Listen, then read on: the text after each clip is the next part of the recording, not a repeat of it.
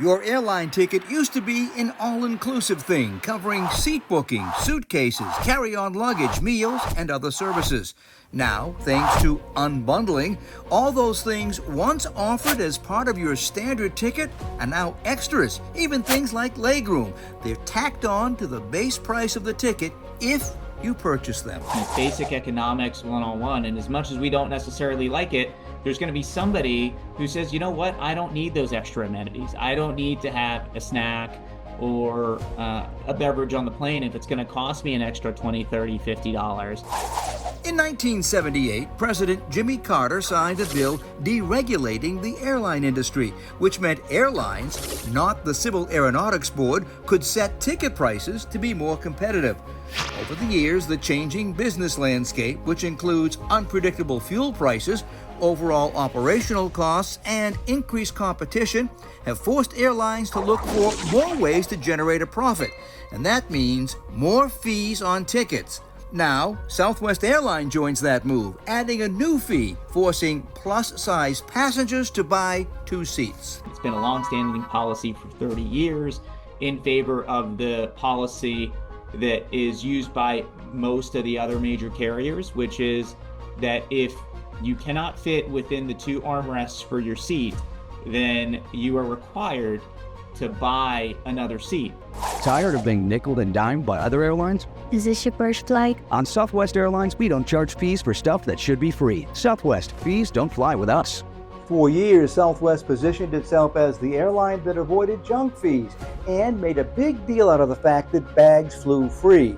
Now, under pressure from investors to increase revenue streams, they are dumping those policies. When you've got free baggage, they're essentially pricing that into every ticket. So it'll be interesting to see what happens with Southwest ticket prices, which on average tend to be amongst the lowest in the industry anyways. Southwest is also moving to charge fees for extra legroom on flights. That'll start in January of 2026. It's part of its transition to assigned seating. It'll create different fares to upgrade to seats like standard, preferred, or extra legroom. You go online, you scroll and you scroll, you find this really cheap flight that's going where you're going, and all of a sudden you start being hit with all these fees and realize it's not going to be such a cheap flight. That's right, and unfortunately, pretty much every discount carrier has run into these issues. Everybody from Ryanair to Spirit to Frontier, they've had these issues where a lot of customers or passengers get very upset about it. But on the flip side, many of them have loyal followings in terms of people, they're just looking to get from point A to point B as cheaply as possible. As airlines struggle to remain profitable, experts believe we'll see more consolidations and more fees, and invariably that means somebody will try and step in to fill the void.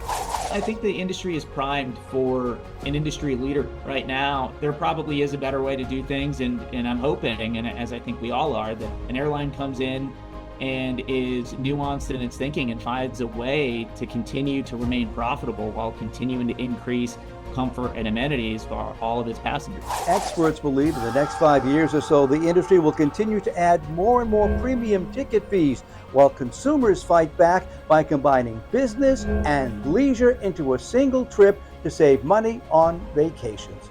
Working for you, I'm the consumer guy, Steve Sprague.